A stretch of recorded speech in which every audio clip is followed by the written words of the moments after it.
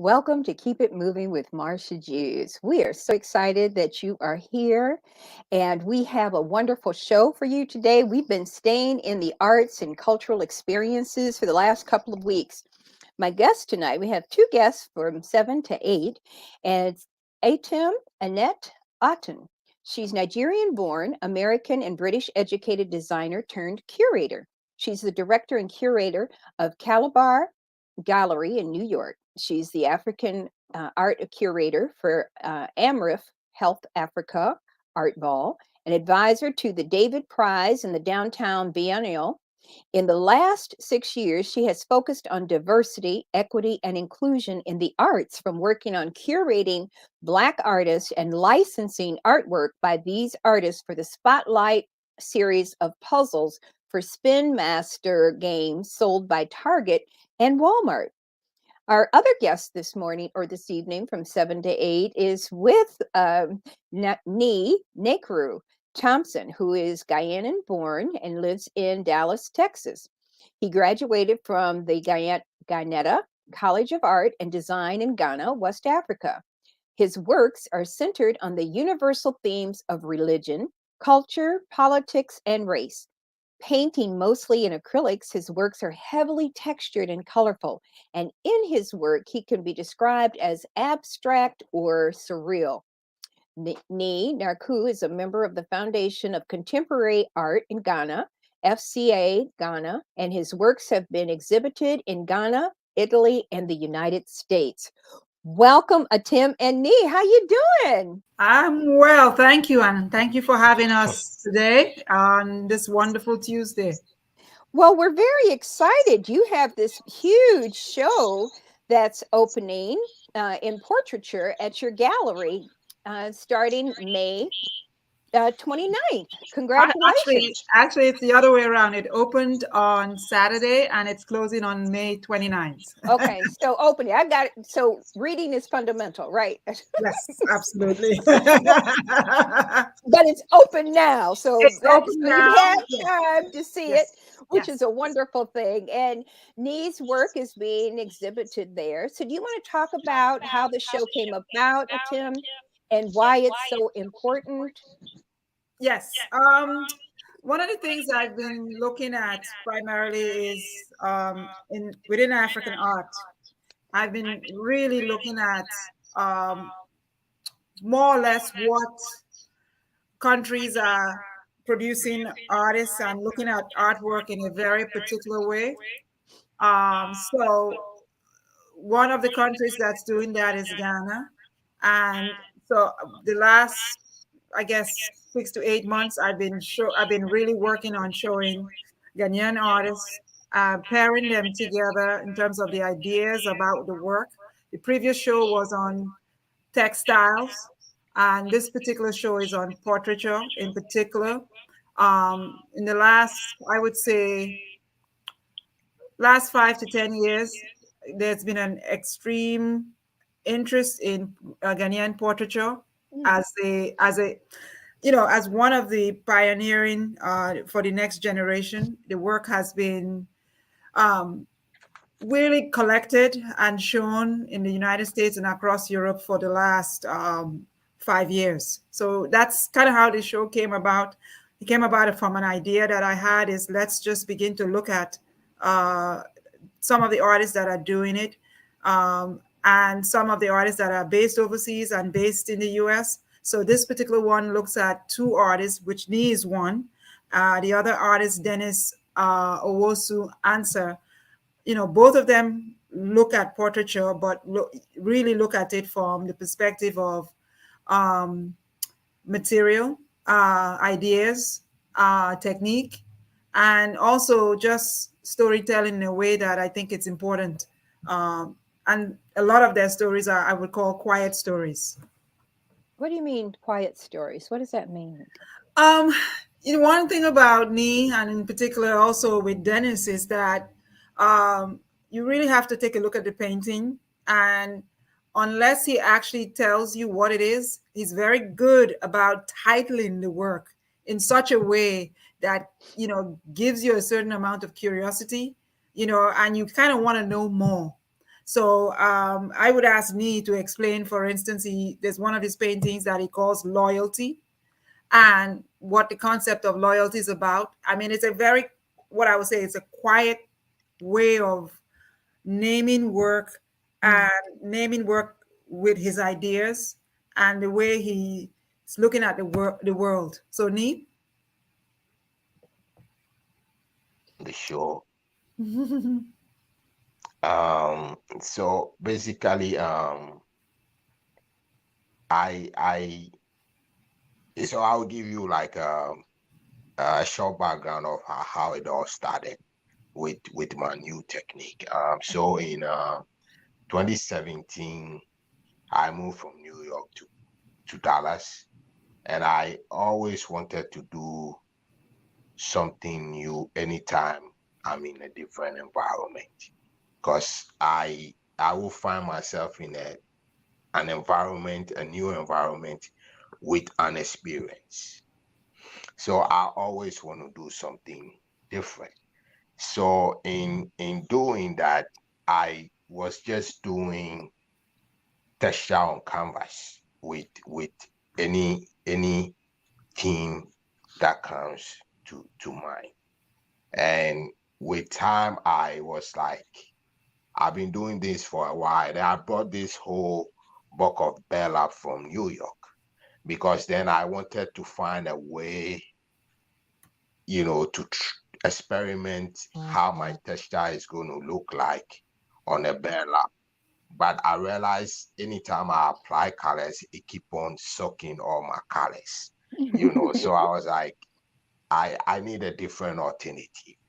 And then I made a conscious decision over the years to be inspired by my own, because being African and what history has always taught us is we've always found ourselves in the position where everybody push what they believe on us. You need to talk about the Western and the European artists being your inspiration.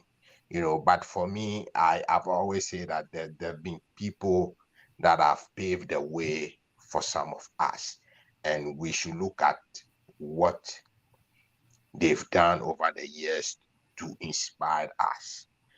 So at this stage and in this time, I made a conscious decision that I'm going to look at my own colleagues. I want them to inspire me.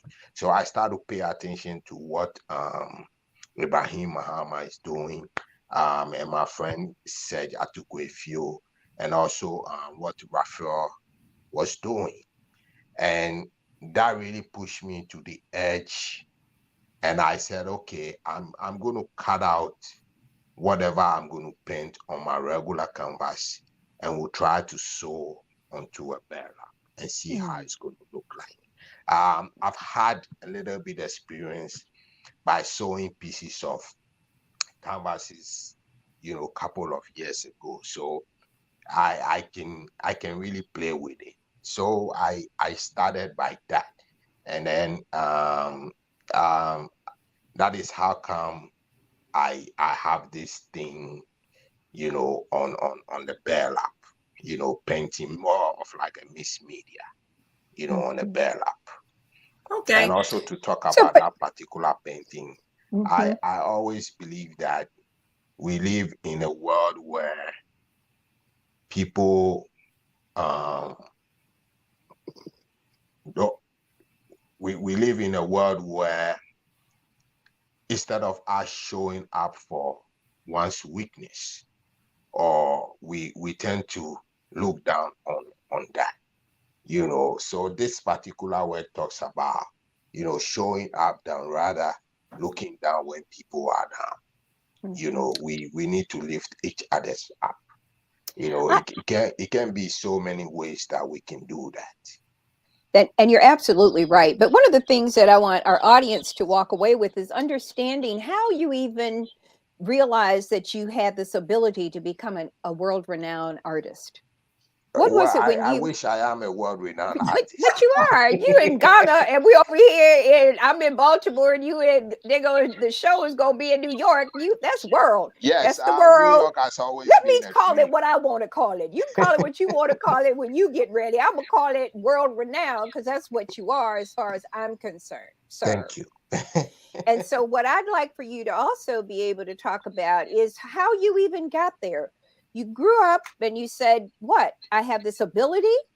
How did you begin this? How did you know that you had this genius? Well, I'm coming from a creative family, so it's no news that I found myself with this talent, and I've always tell people art gave me a second life, because I grew up in an environment where our structures, are not just like the Western world or the European standard. So either you decide to be an artist and you go all out to survive, or you stop to do something else. And that has always been my motivation, you know. And it started all in 2008, just believing in what I have and trying to be more innovative and self-involved and growth. It is these elements have always been very important in every step of my life, not just my artworks that I create. Mhm.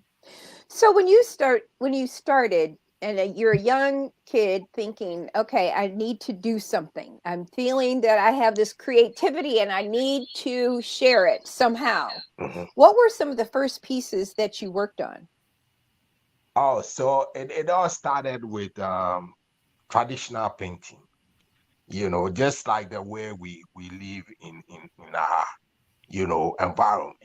Because like our predecessors, like the Amoncotes and Ablade Glovers and all that great artists, that is what they started with, but the Western world also influenced what we were doing, so then we start looking at other forms of art, where it wasn't acceptable. It was acceptable by just few, Hmm. because everybody was like, oh, what is this? Is this also an art? But it's just about time. Time bring change and change bring time. That's why we are all here now. Mhm. And so, Tim, what attracted you to his work, to N's Um, work? I think for me, I'm always looking at what artists do. Um, in particular, when I saw his work, I saw that it was using, for me, it appeared to look like symbols, Mm. even though it was work that was about faces and portraits. Um, very much right now, the trend is to do a lot of realistic portraiture with very dark faces, and that's what's in vogue. Let's use that word. Ah, So I kept look. As a curator, you're always looking for people that stand out and are sort of, um, you know, breaking away from the trend or the crowd. And that has been sort of my way as a curator to always try and find people who are doing things a little differently, whether it's in the technique, whether it's in the subject matter, whether it's in the, because I think everybody can sort of paint as an artist, but what are they doing differently? What kinds of stories are they trying to tell? Um, are they using materials differently? Those things are, to me, very important because it makes an artist unique in some ways. and so what have we here? The pieces that were selected. What Okay, were the what this made you select these particular pieces? okay. Just this is just a slide of the gallery, the previous exhibition. Ah, We can move on to the next few slides. Okay, here's the. Okay, let's look at these two pieces. Okay. Now, on the left is Dennis's work. And Dennis does realistic portraiture, except for he extends the neck. And then Nee's work is on the right. His work is really focused on the face and it's textile. One is painting and one is textile. So in sort of in pairing both of them together, the intention was to say to the audience, portraits are not just portraits. There can be particular moments that are documented and they can be using different materials and different subject matters as well as techniques and really stories that people tell, in particular artists. So the picture on the left is a picture from the 1970s where the artist got from his father about a box of photographs and black and white photographs, of course. So Yeah. he's taking that image and reinterpreting that same image. Then Nee's work on the right is two people, two faces looking at each other. And, just that whole juxtaposition of two people became a subject matter for the exhibition. Next slide. Well, before we move, let's talk about the textile versus regular painting. What can Yes, you you can go share? back one slide. Yes. Can Go we go ahead. back one more? Yeah. Tell us the difference between the techniques. One is paint. This is both of them actually are paint. One is paint on canvas. All right, just the rectangular canvas. Then with Knee uses the faces that he has are painted on canvas and they're layered. Then they are cut out and then they are sewn on to the textile. So to me, it's one is more multimedia, several layers of multimedia, and one is really using photography as the base, and then painting from the photograph, and then really giving it a new face, a new way of looking at the same photograph. So both of them to me are, interpretations of an artist's idea of subject matter. You know, I'm going to tell you a story. On the left is a story about the 1970s. On the right knee, what's the story about this particular piece? So I call this silence conversation, Mm, and it basically is when the question is questionable, because we've all had this moment where you hear something and whoever is communicating with you, you kind of like, right. Like really, what? you know, Right. yes, that is what this painting talks about. Mhm. Yeah. And Yeah. and it Yeah, gets into your soul too, because that yes. look is not superficial. It's not just that Mhm. exterior experience. That look is going into who you are and to be able to see each other and Mhm. what you're thinking. Yeah. Yes. I mean, the one on the left is Friday night. So, I think the thing that was interesting about these two artists is that, and I kept, commenting on it, is the naming of the portraits. You know, you hear Friday night and all of us bob our head because we know it's the end of the week and we're all going out. So next slide. So next slide, please. I don't. Okay, there we Okay. go. So this is also at the exhibition, and on the left is really um, Dennis's portraits, and he basically looked at his family. The portraits on the left side were Uh, all about his family, and the thing that is interesting about both of these artists. Next slide. Is that they use color. Next slide, please. They one more. use color. Next, yes, okay, this one. So they use color in a way that is unexpected. Generally in the United States, most people very rarely work on color with this kind of intensity. artists do, but to see it in different ways. In particular, you know, burlap is a sack. Let's use that word. It is usually traditionally used to be what rice used to be stored in. Okay. So usually grains were stored in burlap. So the reuse of burlap, but not just brown burlap, um, needs use of very colorful pieces of burlap to basically communicate his work. To me, that's a strong way of saying I want to make work that redefines what I do as an artist. Nee?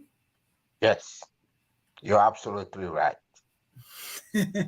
So, Nee, how did you dye this? Was there a particular technique that you used in the dyeing process? Yeah, like I've always said, I always want to do something different. I always wherever I find myself, I want to be inspired to do something different. Even if I have a concept and I'm done with like a finished work in my head, and I go onto the canvas, right? Even the texture on the canvas gives me a different direction It gives you a because of different what? It my, gives you a my different what? I didn't hear you. a different direction because of the layers to bring out the texture.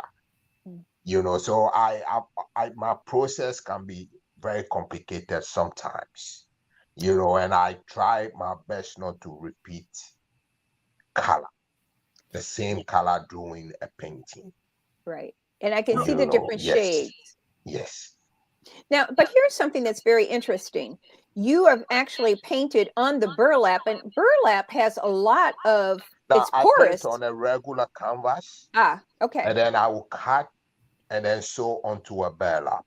hmm Yes. And do you sew when you paint it? Are you painting it while it's now on the burlap, or you No, finish it? I paint, and when I'm done with the painting, I will cut out from the regular canvas, and then I will do the hand sewing onto a burlap.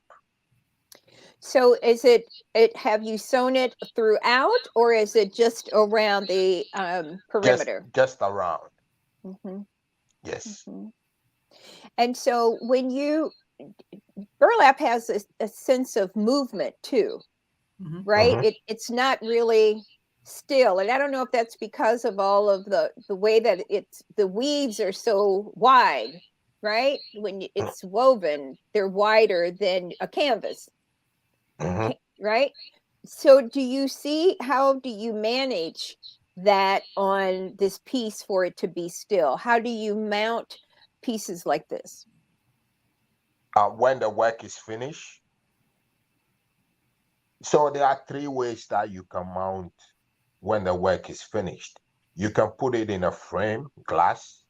You can also stretch it, and you can also pin onto the wall just like that, because the foldings also gives it a different dimension. You mean the folding in the actual burlap, the movement? Yes, Mm-hmm. the finished work. Mm-hmm. Yes. Mm-hmm. These are absolutely beautiful. So are Thank you. these, what types of paint did you use for these? I use acrylics. Acrylics. Yes. They're powerful. It's almost, they're really dimensional looking in Mhm. from here. How did you create that technique? Um, I put in a lot of thought into everything that I do. Sometimes I just want to let go of that, but I guess it's part of my personality. So it that aspect always show in my works. You know, making sure that I do exactly what I want to do. You Mhm. know, so I pay a lot of attention, you know, during the process, and I'm always learning from the same process and trying to make sure it will be easy for me if I'm working. And when I started sewing, it was so difficult for me. I was sewing like on the carpet. It was so difficult. I find another solution. It wasn't working. And finally, I realized it will be perfect on the table to sew. Now sewing is just easy for me to do. Now, this is hand stitching, or do you have a Yes, machine? Yeah. hand. Yes, hand. So I'm not seeing any. I can lightly see a little bit of stitching around the edge, but Mhm. um, that also gives it a dimension. It seems to lift it off of that burlap a little. When you see the actual work, it looks different from picture. Ah, That is where okay. you're going to fall in love with. Yes. Yeah, I mean, I think the irony of this is that Nee's mother is a seamstress, Oh, I love it. but of all the people, his siblings, he wasn't the one that was paying attention to any of the sewing. So Right. Yes. He had something else to do. yeah, he was doing art, Yes. I love it. So it's interesting to sort of look at, what things that artists reuse it from their family heritage, Mhm. that you grow up around sewing, you don't get involved in any of the sewing, Mhm. and then years later, Yeah, you you, find yourself doing you the same thing. yeah, Yeah. So did you yeah. call your mama and say, "Excuse me, mom, how do you sew? What you Uh, do?" One thing also about me is I pay attention when I don't Mhm, know how to do something. mhm. Before I will question, that means I don't know the technical know-how. But I like to, pay attention. I look a lot. I observe a lot. Unless there's something particular that I know I can do it before I will ask. But Mhm. I'm always like observing around. If I'm working with you, I'm always like looking at something. I just want to be inspired. I want to see something different all the time. That's great. I know because I can understand that because I can't be still. I need to look at do something different. Come on now, bring me something, right?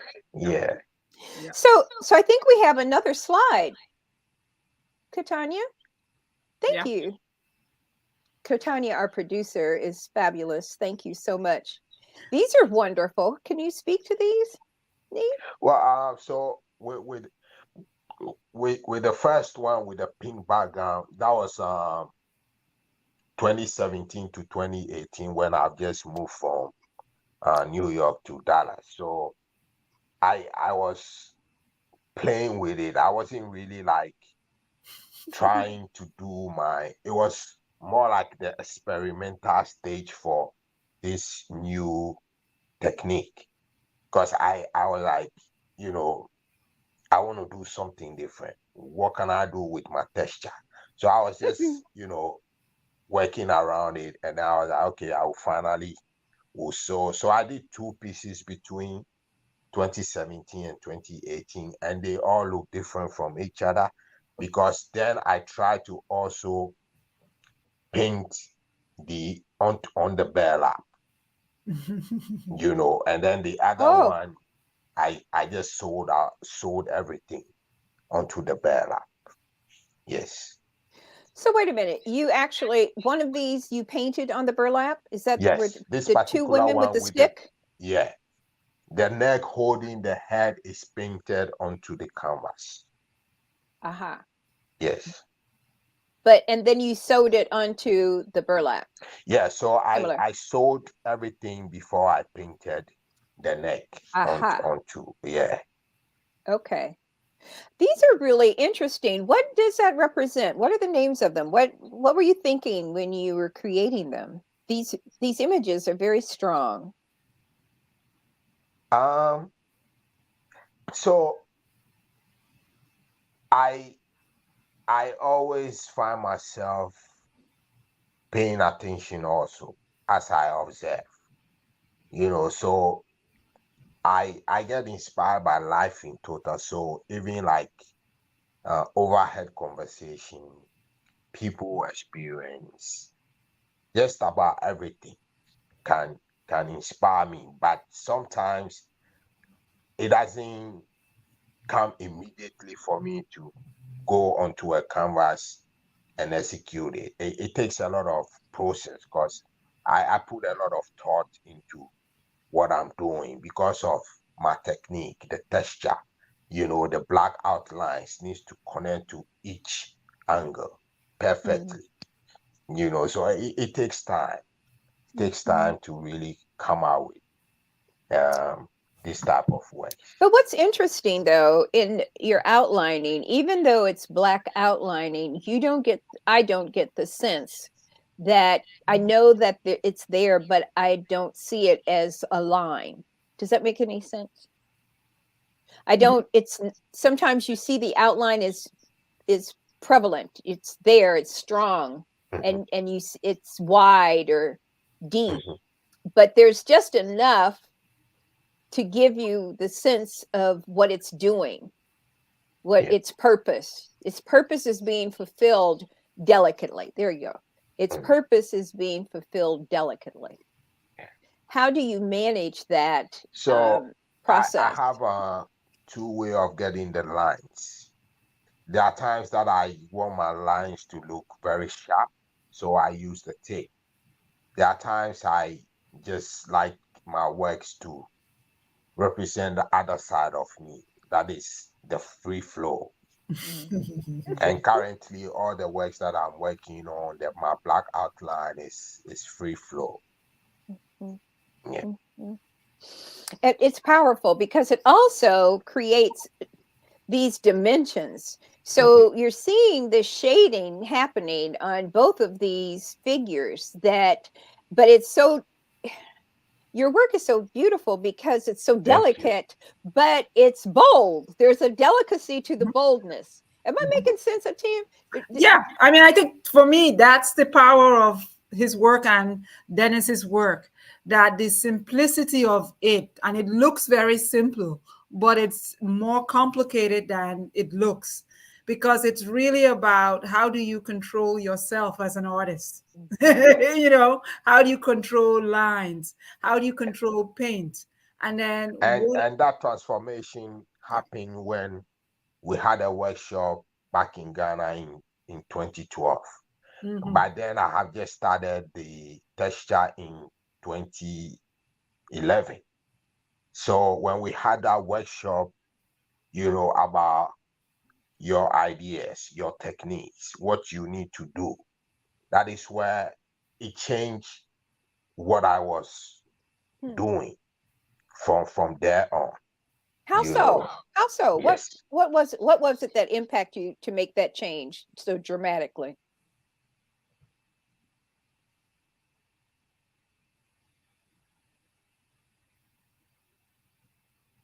Nee? Now I can hear. Oh, you didn't hear? Yeah, it's the sound is a little bit funny right now. Okay. Okay. Okay.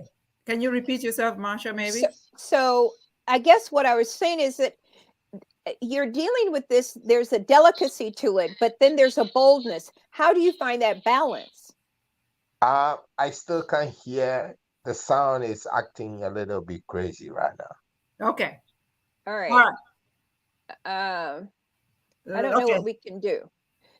So Tim, Yeah, then now I can hear you. okay, so I'm looking at the lines and the shading in the work. And Mhm. while there's delicacy, there's a boldness. And how did you could see the shading on part of their faces, but then there is this highlight.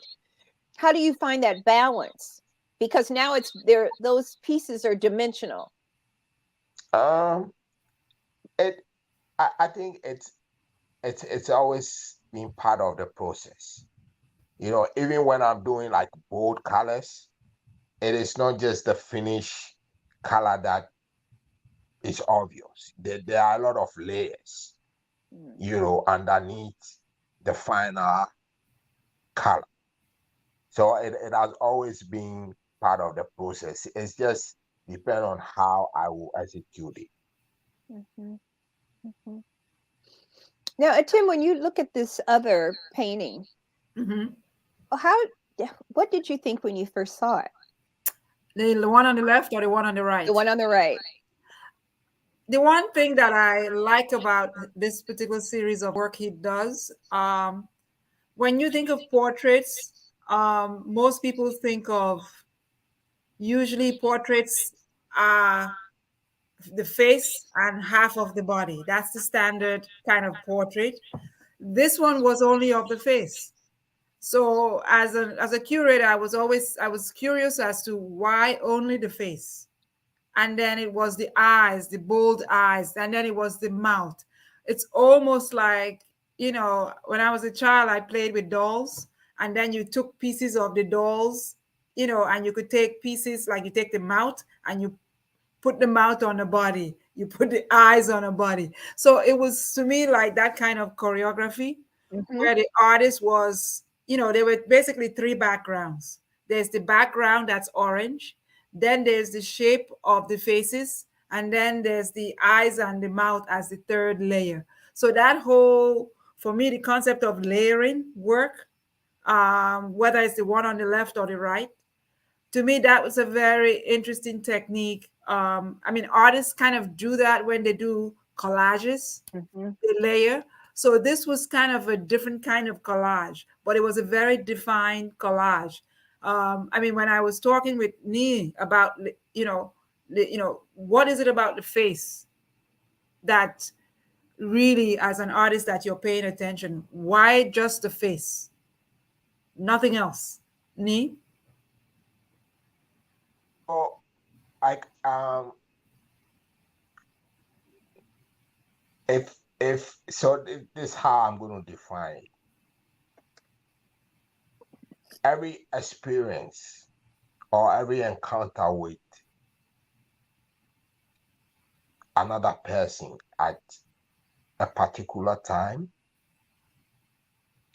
when you move on and you see that person's face, all the memories comes back. Mm. If I hurt you, the moment you see me, that's the first thing that will come to your mind. If I show you love, if you see me, that will be the first thing that will come to your mind and nothing else. Yeah. So the face defines, a lot. Yeah. I mean, You know. in discussion with Nee, he said to me, the face is the soul of a person. Yes. Okay. Oh yeah. So, so Yes. when I was looking at the work, it was like, okay, the essence of all of us are our faces. They Mm-hmm. define most of Yeah. who we are. Yes. That's the first visible experience of somebody else. So for me, it's the collaging of faces. For me, as a curator, was, because you it tells a story. The collage of these two faces. I kept wondering, okay, is it male or female? Does it matter? You know, Yeah. Right. Because what? it's almost ambiguous, right? Yes, yes. Yes. You Mm-hmm. know, Mm-hmm. and the one on the left, it was, the first thing I saw was a broom. And Yeah. then I had to step back and say, no, that's not a broom. Then I saw hands. Then Yeah. it was sort of, and the way he changes his mouths and his eyes and the nose, all of those things are about, for me, it's about how an artist makes choices. Yes. Because I think we all make choices in life Yeah. and work. And for a lot of artists, the creation of a piece is about a conversation of, what story am I telling? What choices am I trying to do? What's the selection of the materials? How do I want to use the materials? And then the end product becomes the piece. Mm-hmm. I think too, when you looking in someone's face, the first thing I look at is their eyes. And Hmm. the old saying is your eyes are the window to your soul, Yeah, right? yeah. And too often, um, a lot of people who look away when I'm talking to them, or they divert their eyes to when I'm saying something.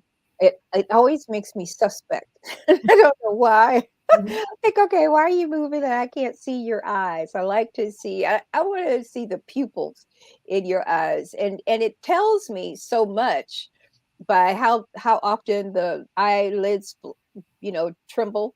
or how long you can stay in one place, and whether or not you can look at me and talk to me Mm-hmm. when we're having a conversation, and what do those eyes really do. But Yep. these eyes are really looking at you, and they're eyes that make you wonder if they're really saying, who are you? And I don't know who you are. What are you about? That's what I'm getting off these eyes. I'm loving these eyes, because it's like, yeah, what? What were you thinking when you created it, me? Well, I mean, it's interesting. The title for this is Mouthpiece of the Spirits. Mm, Yeah, Okay. yeah, yeah, there and you go. like I said yesterday, either the painting has to be the answer, and the Mhm. title has to be the question.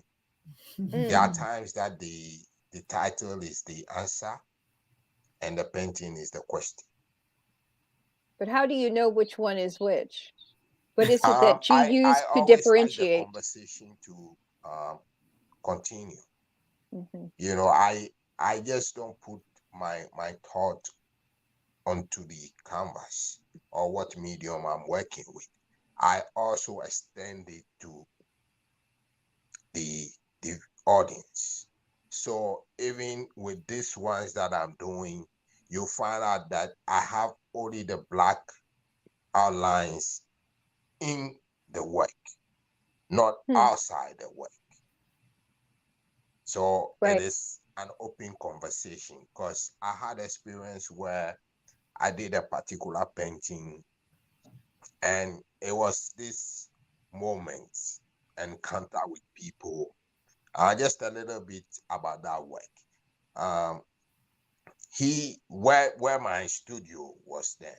Anytime he walks in from work, he will pass by and say hi to me, and then we'll just have a little chat, and then he'll go. So he came one day and he looked very sad. I was like, "What's up?" He works at the hospital, and he said, "Oh, today he was asked to take care of a different department, and it was the files of people living with HIV and Mm. AIDS, and he was surprised the kind of like how many people are living with HIV and AIDS, Yeah. and I, out of my curiosity, I was like, oh, so what are the ages like, the age range? What are like middle class, upper class? So I started asking him all sorts of questions, and he was like, it was just about everybody Mm. that you can think of, from older people to babies. Mm. So then I put in a thought. I said, okay, I need to create some kind of awareness. So I did a painting that I can send it to a team. Then you guys can have a look at it.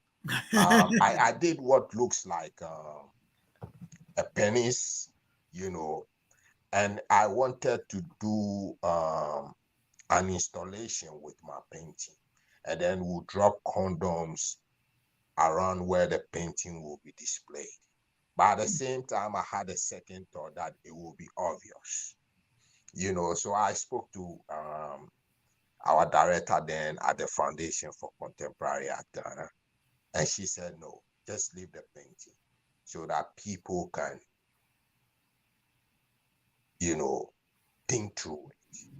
And during the exhibition, I was surprised the things I heard from other artists and the people that came around, Hmm. things that I've never thought of, and I realized even my message, wasn't with them. They look at it with a different perception. So Mhm. sometimes you will have an idea, and this is what you want people to know, but then you hear different ideas. And I was told that one female artist want to do a female version of it. So I asked, does she really know what I was trying to put out there? So if you do a female version, what will be your message? Mm, So I try also to put other people. If you're around me, I will also always get you involved in what I do. I'll ask you a lot of questions, what your thoughts are, what you think about this guy. I am that type of person. mhm. Yeah. But it's that inquisitive mind that allows you to have these creations because you're Yes. so inquisitive, right? Yeah. I call it being open to the universe, Mhm. Yeah. That is very right? important. That is Right. how you can grow That's right. because the That's right. universe is the best teacher. Mhm, All the books will just program you to think certain way. mhm. Yeah.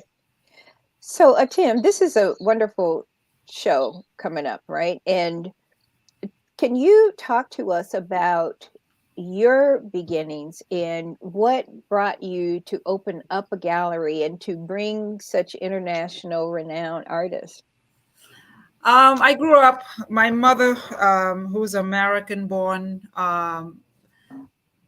Trinidad and Jamaican heritage, when she met my father, moved to Nigeria. Um, One of the things she did was she began collecting art. So I grew up with art as part of my, I guess I would say, DNA. I grew up around a lot of artists. And for me, the one thing, it took me almost more than 30 years to come back to that space.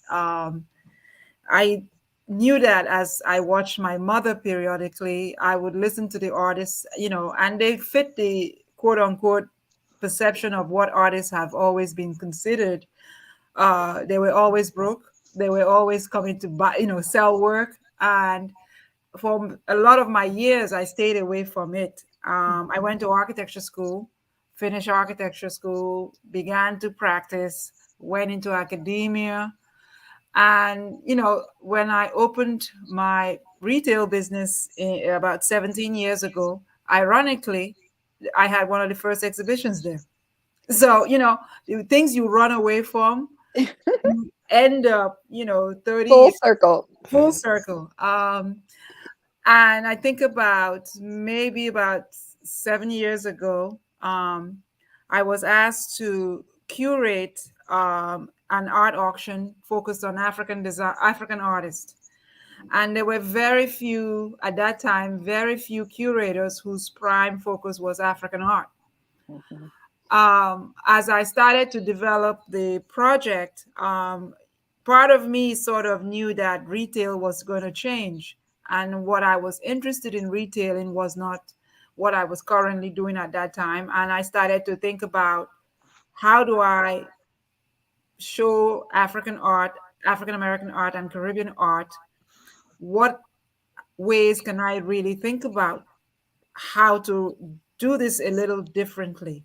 I think the bulk of galleries that end up being created are primarily galleries that are on site. mhm, And in doing the art auction that I've worked on, I began to see the world as much more global, mhm, much more based on the internet as a vehicle for shopping, and also more that you would get to work with artists, so you would give them different kinds of opportunities. I was fortunate to have worked at Parsons School of Design in New York for about 6 years as an associate chair in product design. And at that time, I took a series of classes on licensing. Um, Primarily at that time, I was interested in licensing products. So when I came into art, I looked at artists and I said, you know what? There needs to be streams of income for artists, not just exhibitions, not just auctions, but the whole range of services would include art licensing deals. mhm, So, I basically started to think about who would license artists' work: books, publishing companies, films, um, toy companies. So since I've been doing this for the last, I guess, really focused and concentrated for the last 6 years, the for me, it's been trying to find ways to expand what is classified as a traditional gallery. I don't see myself as a traditional gallery. I see myself as a gallery that is constantly looking at what the past was and how to seriously improve on the past so that the future for Black artists in particular is one that is a profitable and long-term sustainable. Yes. And that's huge. Yeah, You know, the old saying of the starving artist, right? yeah, And that is no more. And so having the ability online uh, really translates into a normal income yeah, where people can actually create the career that they so deserve. yeah, yeah.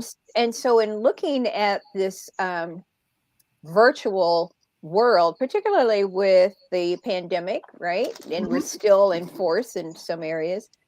How do artists, when you are dealing with artists internationally, Yeah. right? And so how do you get into this international environment, this community of international artists? What is it that you offer to bring them to Calabar? I think for me, one of the things that I use as an advantage, and I call it an advantage, is New York City is the best place for artists. New York City, LA, and Miami are probably the three largest communities for artists. It gives them, for me, a place to be. I don't see my physical location as the only location. I run a website that basically, I guess in 2020, I had about 300,000 visitors to the website. I typically do auctions. I have a mailing list that is about 30,000 people. So what I offer is opportunities for access, let's use that word loosely, access to collectors, access to buyers, access to people who are interested in the arts. What I also offer is I represent 5 artists, and part of that representation is to basically help build their careers. And what does that mean in actuality? Yes. For me, I'm building an artist career means that an artist should do residencies, Mm, an artist should be involved in auctions, artists should be involved in exhibitions on site, exhibitions online.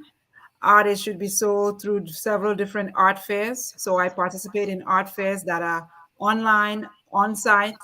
I also do a lot of art licensing deals for artists, and I do a lot of marketing, whether it's on Instagram or on Facebook, because I think that the one thing that I've learned about what the pandemic taught me in some ways was that there is an audience for art globally, yes. and Instagram has allowed artists themselves to grow a following, but a lot of galleries have grown followings for artists by the exhibitions they curate, by the particular types of exhibitions they focus around. And in a sense, it is about developing a community that is, highly selected. And I use that word. I don't choose every artist to show. I Mm, am very particular about the kinds of work I show.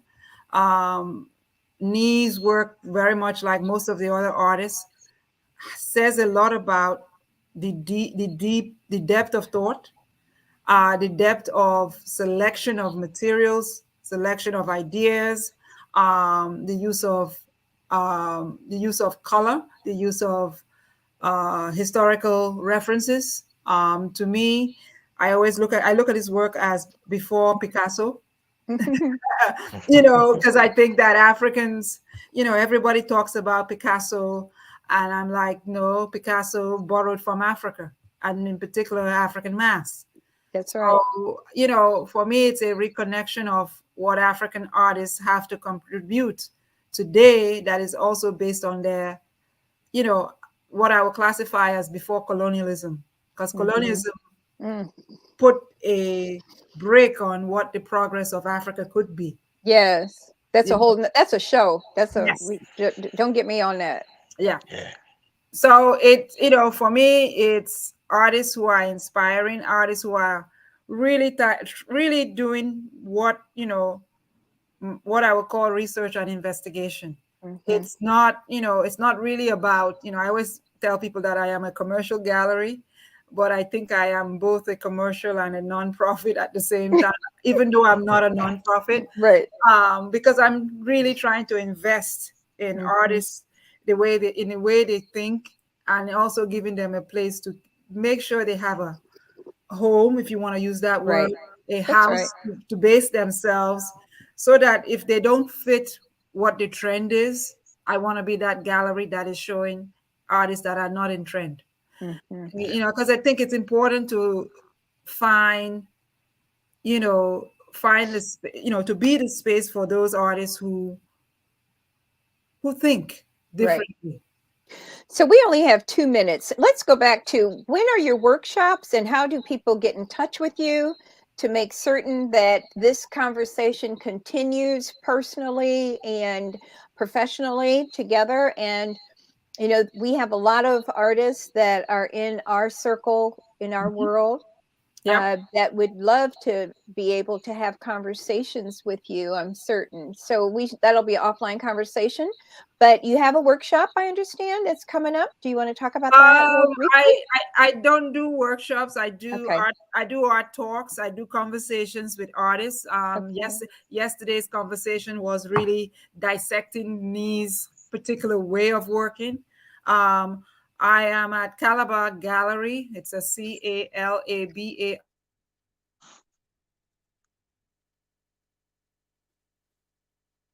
Oh, gallery.com.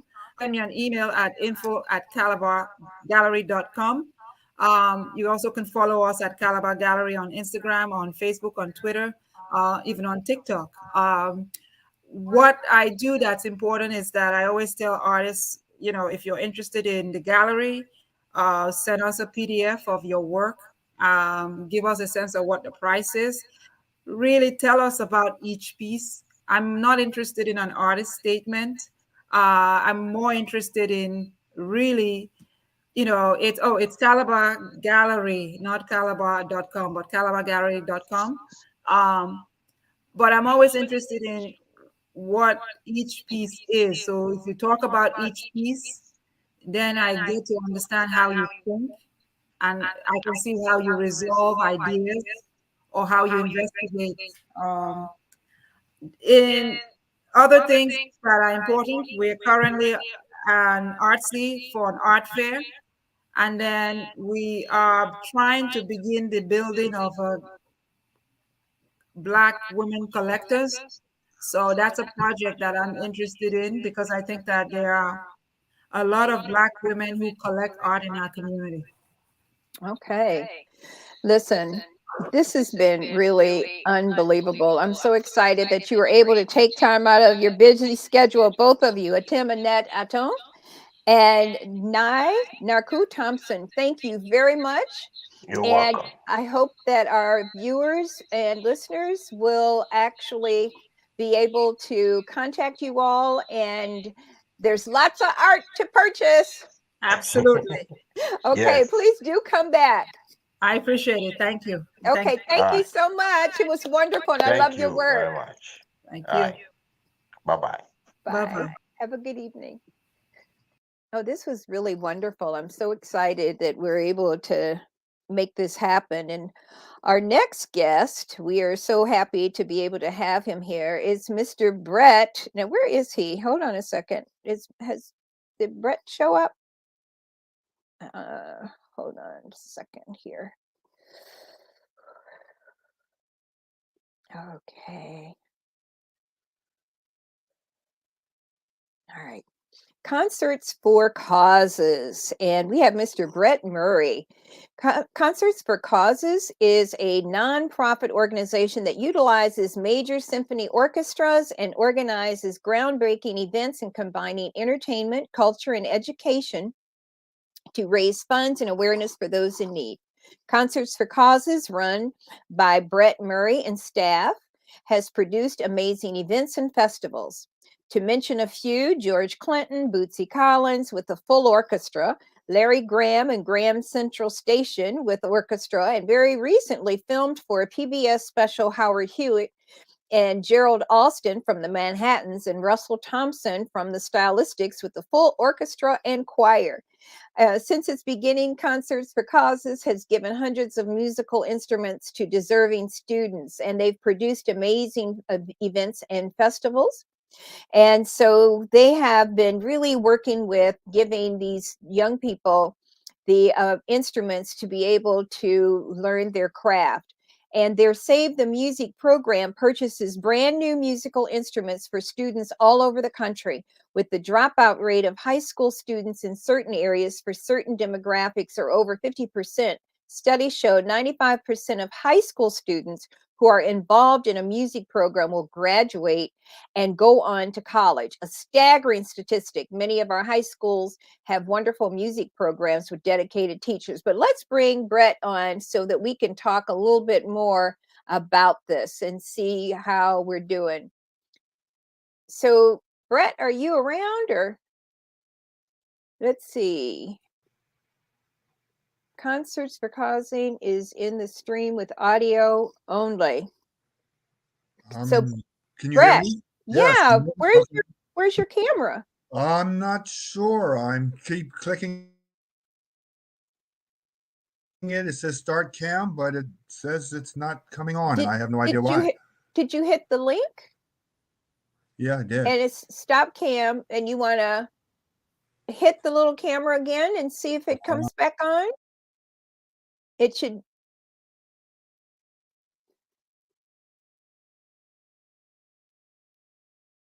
Okay. You want to leave the studio and come back?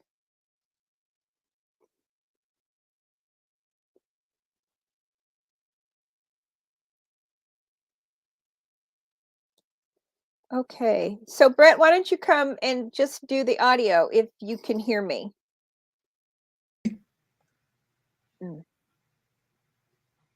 you hear me, Marsha?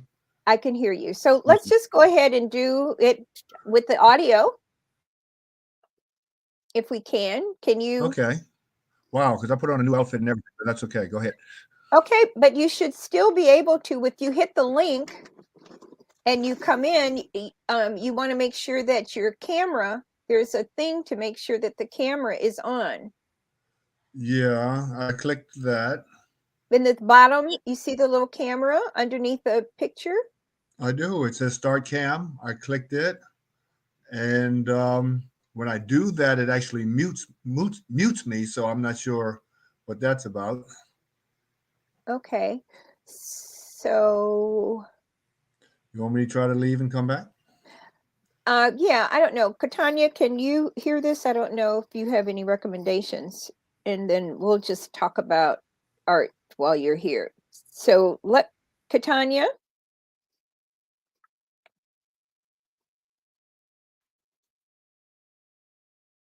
Yeah, that's one thing about technology. No matter what you try to do, it always has something wrong sometime. You never know. We just keep it moving and we'll figure it all out. And hopefully you'll all be patient with us, because I really want you to hear Brett and this amazing program that he has for young people.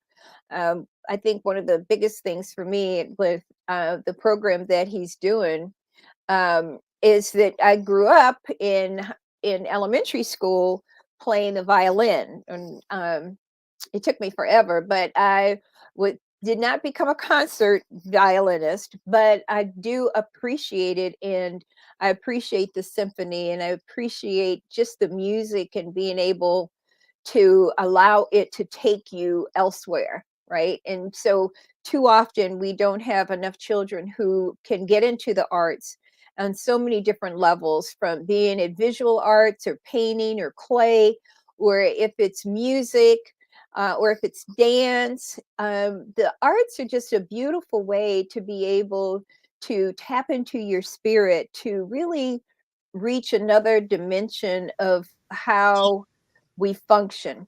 And so I guess we're back with Brett. Brett? Yes, I'm here. Okay, I don't know what's happening. Are you on your computer or phone? Well, I was hoping to get on. No, this is a computer, but I was hoping to be able to get in. I put on a new outfit and everything, but okay, we'll go for there. So, Okay. I don't know what to tell you on your end, but let's continue to talk. Let's let's talk just talk. about this program and how you got involved in it and what was so important that you decided that you were going to actually get involved and develop a partnership. How did this begin? Well, years ago, I've always been involved in music in some form or fashion and loved it. But what I did realize that there's plenty of young folks out there who get pushed aside or get left behind, rather, because they, go through school and maybe they're not academically interested. Mm-hmm. And they maybe because of the arts, find that you can reach them through the arts, like the things you were just talking about. And with the arts programs, those are the first things to go when you have budget cuts. So, and then we have many schools and programs where they have dedicated, wonderful teachers, but no instruments. Mm-hmm. So that's where we try to fill that void. And many times we get together. Now, our organization does not give the instruments to the schools, but we give them to the students themselves. And So do they get to keep these, or are they like loaners? those are theirs to keep. They have Oh my those. They are goodness. theirs. And that's very important because during the summertime where the kid needs to practice, well, they had to give that instrument back. Mm-hmm. The kid wants to graduate and go on to some higher education. They still need an instrument. So we give them instruments that are theirs. And it's a wonderful thing. It warms my heart. Actually, on my website, I have something called Instrument Ambush, where we have just different episodes where we sneak up on a kid. I turn into that Australian guy and say, the subject is walking from their house right now. And we come in and then we surprise them with a brand new instrument. So it's Oh, that's kind of cool. cool. Yeah. So how long have you been doing this, and how did you even begin with this program? We've been doing it about 10 years now. Mm-hmm. And we started, giving events to finance this. So it's thus the name Concerts for Causes. And we do keep the name kind of generic because we have done things for wounded warriors. We've done things for people in need of money, but primarily our focus is we give instruments to students. Mm-hmm. And so we got involved. I had a partner. He has since passed away, and he was a concert oboist. And but we've been running ever since doing these programs. So now you're doing full-fledged orchestra in yeah. your performances. Can you talk about some of the experiences that you've had? I started reading your bio and some of the concerts that you've held. Where do you hold them, and how do you bring all of these different professionals together? Oh, that's a really cool thing. We've done a lot of things at the Strathmore. We've done some things at the Kennedy Center.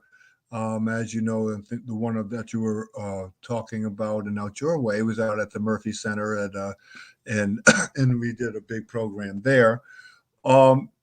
We actually put together from musicians that I know, and I would actually contact, someone. And I said, I need your help me put together an orchestra. And those same folks have been working with us for a while, so we almost call it the Concerts for Causes Orchestra. But these are top flight musicians that play with the National Symphony, the Baltimore Symphony, all of those guys, and they come out and lend their hand and their talents to come and help with us. We pay them when we can, and but many of them will. We could never pay them what they deserve. Let me put it that way. Right, right. But they come in and they help and they like what we're doing. So we've put together some really good orchestras for that. We've been at the Strathmore a couple of times, and one of the things we like doing is putting together different genres of music. People that you would never think of. Oh, that's great. That would play, country western is playing with a funk artist, and vice versa. But we put all these together with an orchestra, and which is kind of cool. We have maybe a big 60-piece orchestra. We had those venues rocking, people jumping up and down, carrying cellos and all kinds of things, and they would never be the same again. So, in the development, so back when you started, how long ago have you been in business doing this? About 10 years. And so what happened 10 years ago to make this happen, to create this business? What were you doing then? That's a good question. I was again working with my partner, and we were giving some events, but we wanted to focus in on helping the students. We wanted to definitely help the students, and again, we looked at it. Many of the teachers had contacted us and said we need some help, so we kind of put this together and went out and started donating these instruments to the students for them to keep. Well, one of the cool things about that is we've been doing this long enough to have some really great success stories Good. In that the students, and the students would tell us that, the teachers would tell us that we would have lost some of these kids. They would not have graduated. They would not have continued because they really just weren't interested in school. And many of the time they got an instrument, they were able to go into a music program, and they found out that, hey, all of a sudden the whole education program started coming together for them, and they stayed in school. Next thing they know, they felt like they had some purpose. And then they would actually go on, and many of them got scholarships to music programs, to wonderful places like Berkeley and those kind of things. The really cool thing about that is when we give a concert, many of these students will come back and play in the orchestras with us. Oh, that's cool. So that's real cool. That's real cool. They're back up. And we try to keep in touch with them as much as we can to see what they're doing, and they come back and volunteer with us. So have you done like camping, retreat type programs with the kids, or is everything done in the school system? Just in the school system, basically. Now, I work with other local organizations like the FAME organization, many of them that actually do more of the educational part of teaching the music. We just provide the instruments. Okay. And so if you were to say, how many, do you have one organization that you purchase the instruments from, or do you have different companies that you partner with?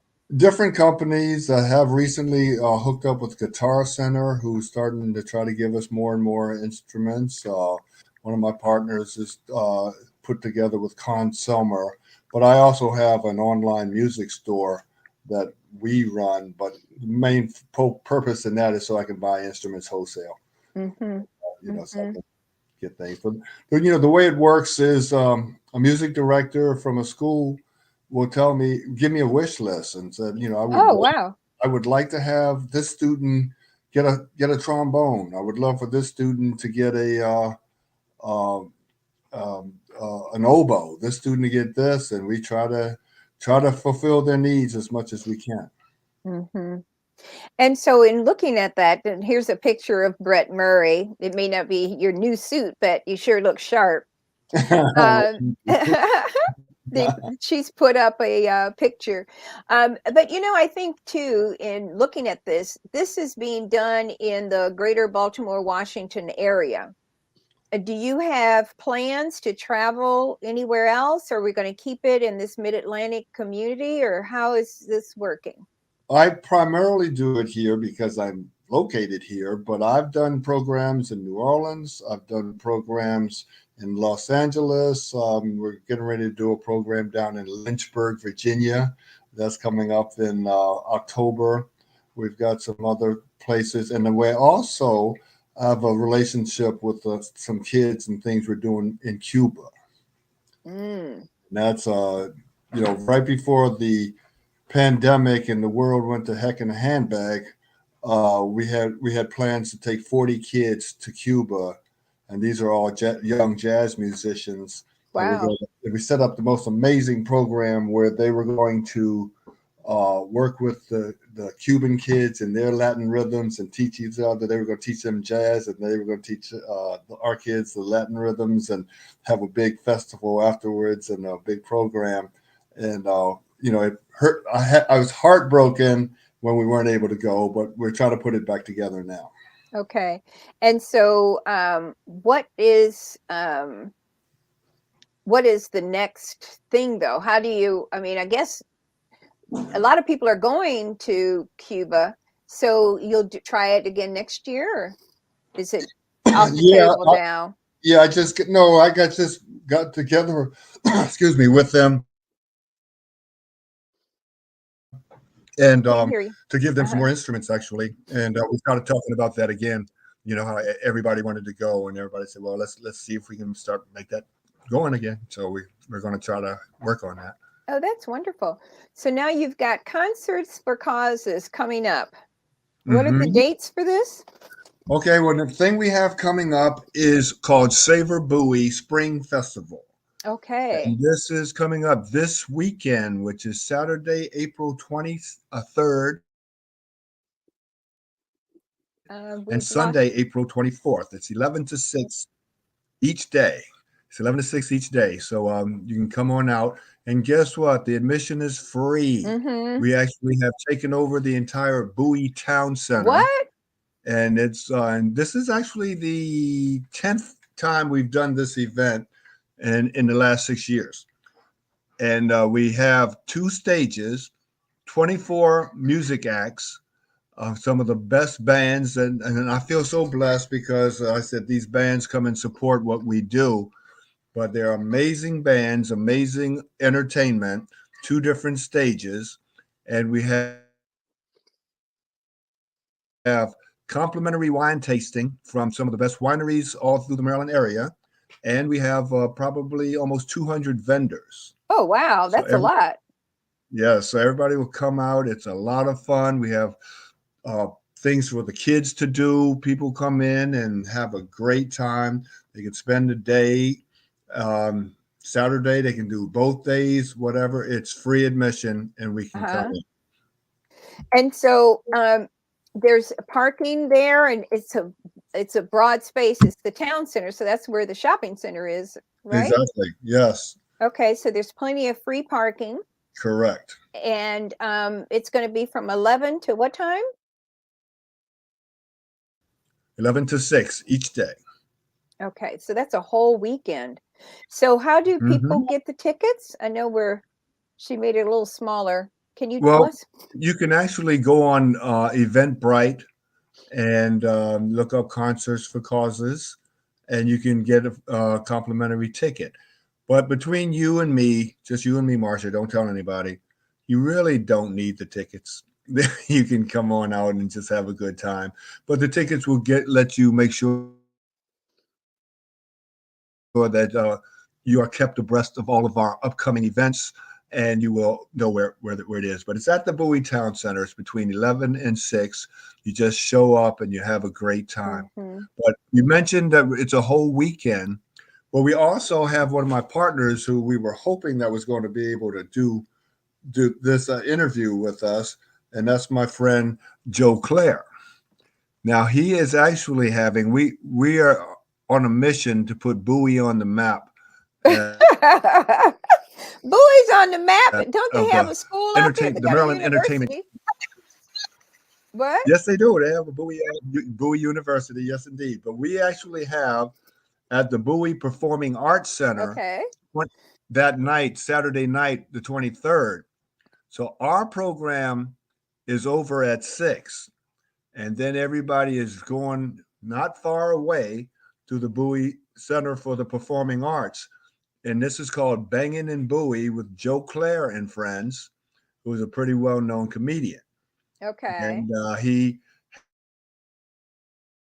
And what? Has also his friends, which is Alex Scott, Ashima Franklin, and Timmy Hall. He also has some musical guests as well.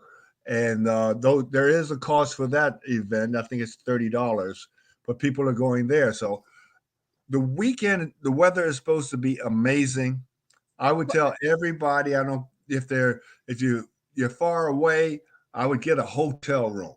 But Uh-huh. But but are there hotels in Bowie? yes, there are. There's a wonderful hotels in Bowie. We're putting Bowie on the map, and you can come out, but you don't need a hotel. It's not far from anywhere. So, but you can come on out and have a great time. You can spend the day with us on Saturday, taste some wine, listen to some great music, support concerts for causes. You can support us by just supporting our vendors and sponsors who support us. So that's one of the Mhm. easiest ways to do it. Now, of course, we'll And of course, what? take donations. We'll definitely do that. But Yes.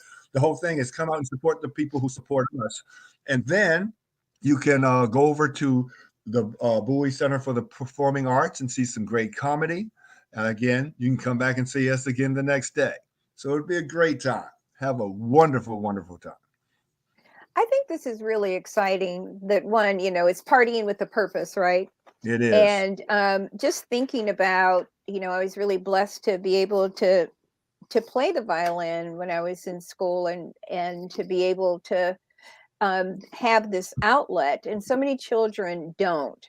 And while, there's a concerts for causes and people want to be able to support you, having the ability to learn how to play an instrument is also an opportunity for children to be able to not only excel, but to be outside of themselves, to be able to find a special place. I know for me, just going into my room and being able to hear the music play, to be able to lose myself in the movement of the work that I was reading with my music sheets. Too often, we have young people who don't have those outlets because instruments are expensive. And Brett, I'm just really proud of you for even creating this and being so committed to it for so long. It's really wonderful. Well, thank you so much. Yes. And yeah, we talk all the time about the cost of some of these instruments. It is Hmm. amazing. We had a couple of students that we just raised some money, and we were so proud that we were able to make this happen. But we had two young ladies who were over at Peabody. Oh, nice. Here in Yeah, Baltimore. correct. And they were scholarship students. And they needed the problem was they were so good. They were music prodigies.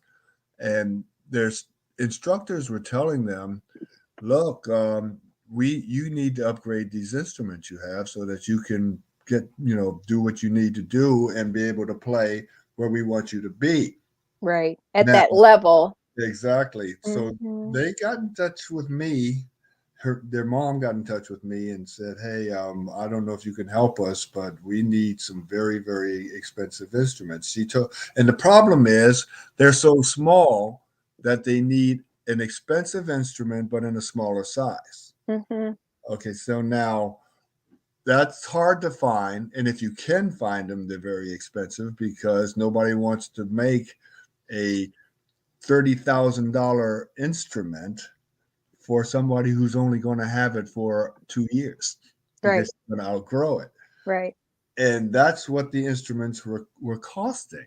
That's And crazy. it is. So they contacted me. I said, well, I'm on a mission. We're going to try to figure out how to do this. And I went to my suppliers and we got some instruments. And she said, look, I don't mean to look a gift horse in the mouth, but that's probably about the same level as what they have. They need to really upgrade.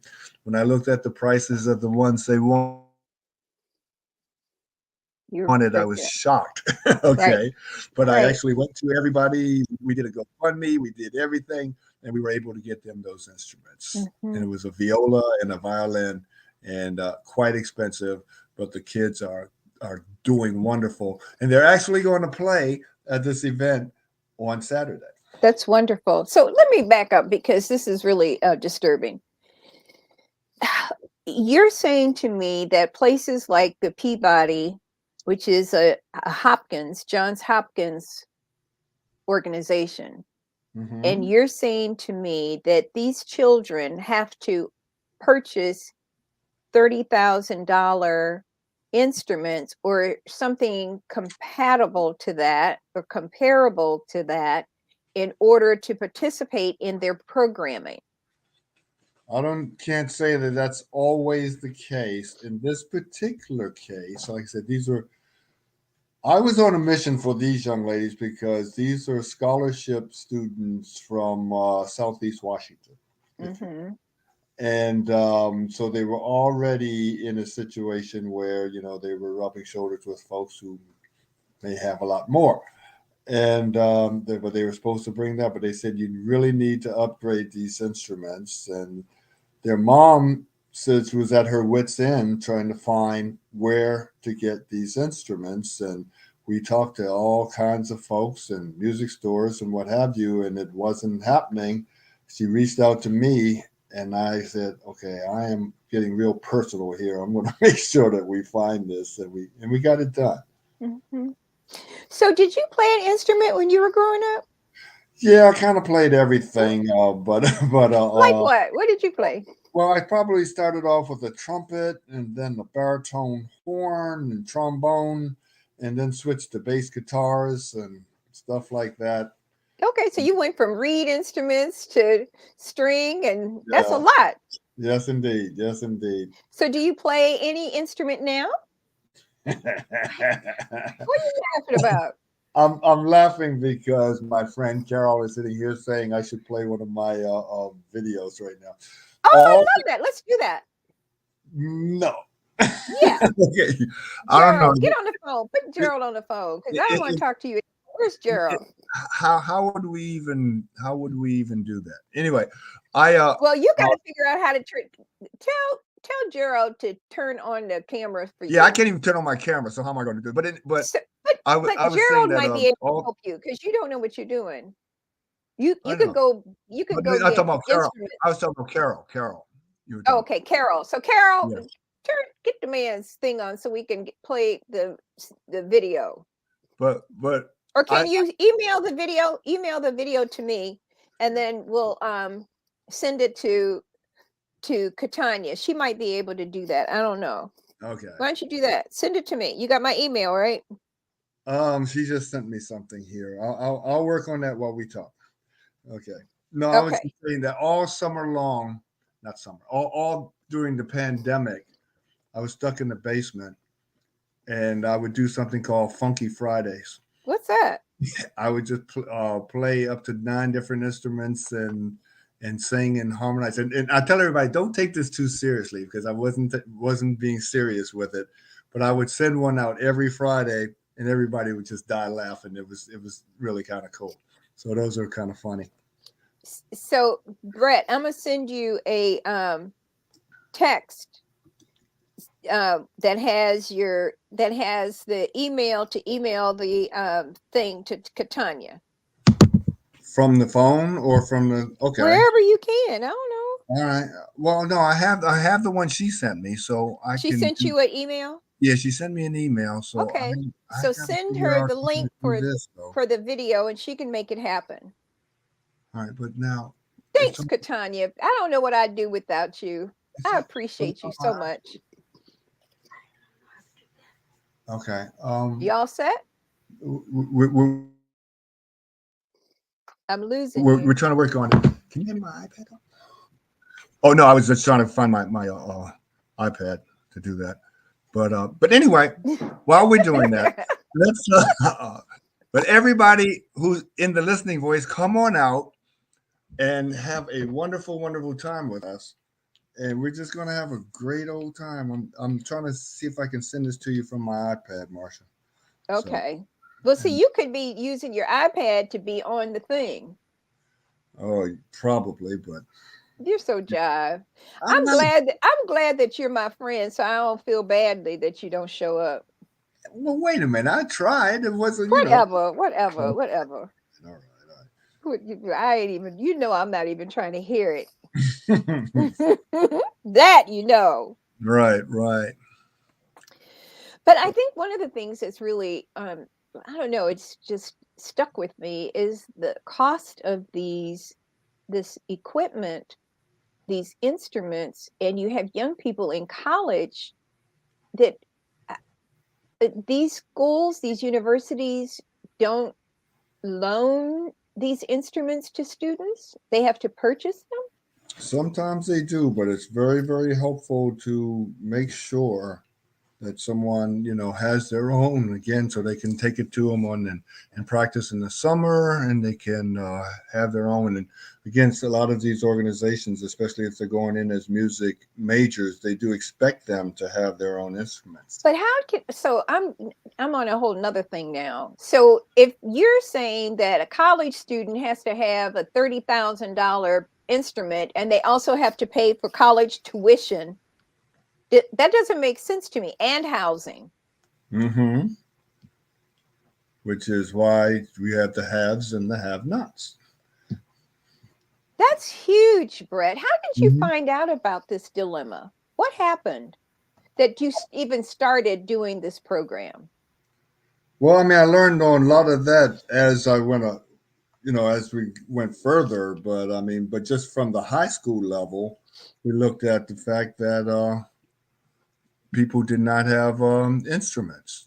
People that have dedicated teachers, like my friend Keith Kilgo, who's over at Anacostia High School. It says, I'm trying to put together a band, and I got students that would do very well with this, and we would lose these kids if we don't do something.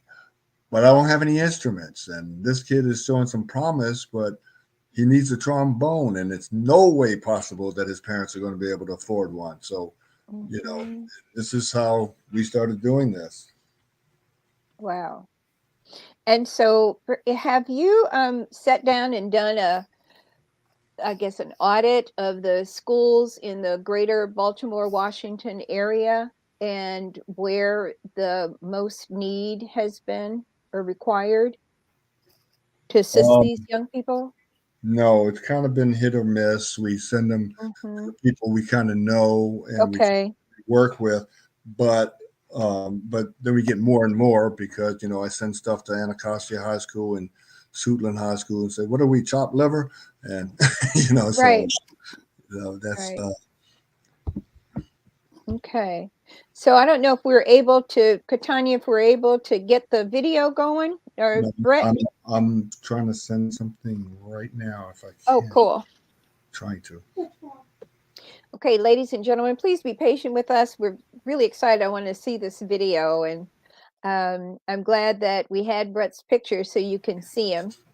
And he's been doing this work for a long time. And I met him years ago before you were doing this, but you've always been committed to community, Brett, which is really wonderful. Thank you. Mhm.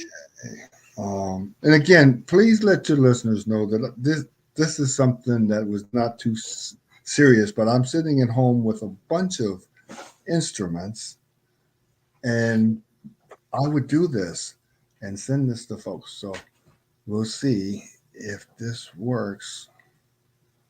Okay. So that would be great if people could get a little snippet of what you're talking about. That would be nice. But technology is only as good as technology. It does what it wants to do. So we just have to go with the flow and keep it moving. That's right. Right? So there'll be food there. People will be able to purchase. Do you have caterers on site or? Oh, there's probably all kinds of people selling it. We have probably 20 different food vendors, and then we Okay. have all types of vendors as well. Oh, wonderful. Will you have tents up or how do people? Yeah, I mean they have probably just vendors that are walking around, and so like I said, it's probably 200 of them. Okay. Oh my gosh, that's Okay, so huge. it said my mail drop. I said yes. I don't know what that means, but I'm Okay. trying.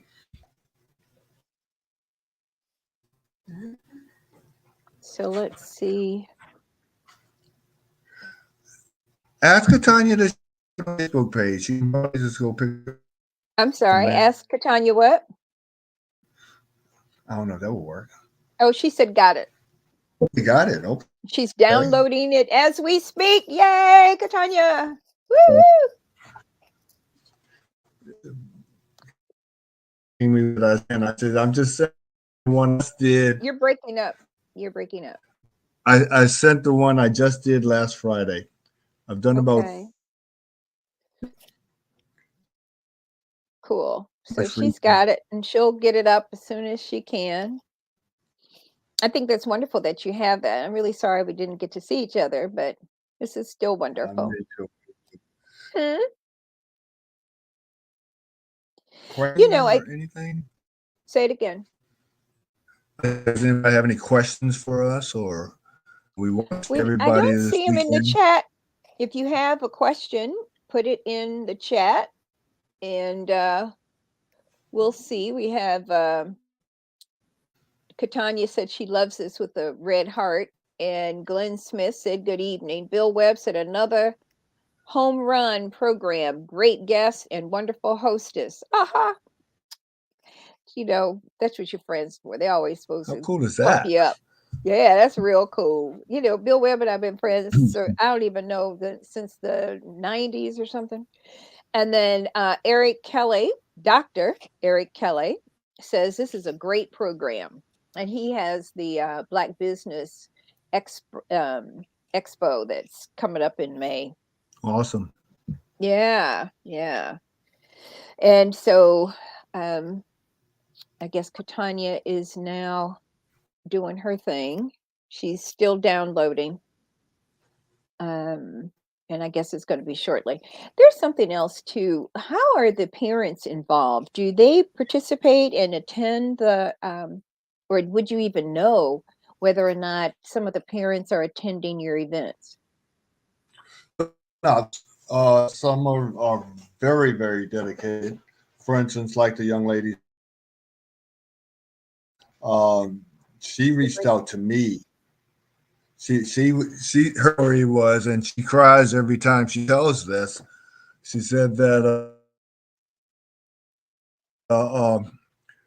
that she was in the process of trying to hook or crook raise the money, this viola and violin, and she started selling things out of her house, and you know, Craigslist, Angie's List, whatever it was, and she said a person, she, you know, got in conversation with them about, you know, well, what she was trying to raise the money for, and the person said, "Have you tried Concerts for Causes?" And she said, I don't know what that is. So she looked this up. She said she called. The funny part about this, you know, the commercial, you know, the commercial with the lawyers, Greenberg and Betterman or whatever. You know, the person that says, they call and they say, "Well, I called and Mr. Betterman picked up the phone personally." You know, so that's what she said. She said she called and I picked up, and he picked up. I said, "You think I have a staff?" Anyway, but anyway, so but I talked and she tells the story how we tried to get it and she thought that nothing would come out of it, and she says, you know, we were on a mission to make sure that they got what they needed. So, right. And these kids are doing great. Well, we're not able to. You know, she still can't download this. She's making noises. Unfortunately, we won't be able to see it. But if you go to the website, we'll be able to check it out. Okay. Ask Tanya if she goes to my Facebook page. Would that do it? Yeah, Katanya don't want to go to your Facebook page. What's your Facebook page? Because I got all kinds of crazy stuff on my Facebook. She said perhaps. My name, Brett Murray.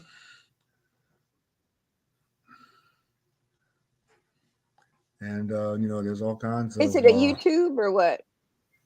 No, it's not really YouTube. Yeah, well, so you need a link. If it's not a YouTube, it's going to be difficult to try to do that. You might want to put your stuff up on YouTube, and then I do have many of them on YouTube. I do Okay, have. so send her a YouTube link. Just put it in the thing so you can send it to her. Okay, let's see how to do this now. All right. I'm gonna send you but a bill. I hear you. All this. So we can hear it. When That you wasn't sign it. up for YouTube Premium, that wasn't it. That wasn't it. ad free. That's an ad. So do I have to listen to that on my show? I'm trying to get it out of there. Multitask at other apps. Oh my God. Anyway. This is hilarious. When I say hilarious, Brett Mary, you are hilarious. Go get the link. Anyway. So thanks so much. We know how to get the tickets. I don't know if we're going to be able to play all of these things because this is just kind of going along. Does your friend Greg want to say anything before we check out? My friend? Is he still there? Are you talking about? You said we had Greg. He's not there. No. Carol was here. Carol, is she gone? She's running around somewhere. But okay. All right. Well, I don't know if we're going to be able to get this. Why don't you give us whatever last things that you want as takeaways? Is supplying musical instruments to students in underserved. So if we don't need to do that, we don't need to do that. I can't do that. So if you could just give us some takeaways on what you want, a couple of things that you want people to either take a note of or to follow up so that they can participate. I think that the program that you're doing is huge. And there are way too many children who would really be able to find themselves being part of this musical environment and showing that there is love and peace that they can find in playing music. So, Brett.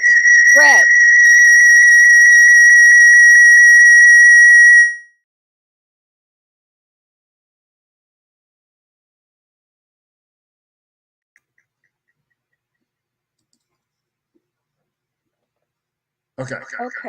So we're going to close now. I want to thank you all for being with us.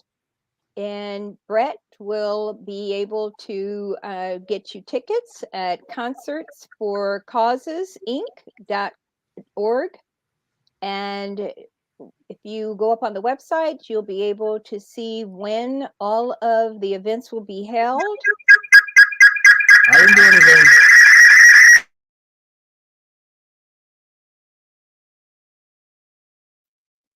Ladies and gentlemen, we will see you next Tuesday night. And hopefully you have a great weekend and check out Concerts for Youth. And it is a huge program. And I can't tell you again how important this programming is. And so sorry for all the technical difficulties, but we'll see you again next week. Be sure to let us know your emails for those of you who do not receive our newsletter. And you'll be able to see who's going to be coming on and how to get in touch with us. So thanks again for watching. And Brett, thank you again for joining us. And we'll see you all soon. Thank you much. Take care. Okay. Good night. Good night.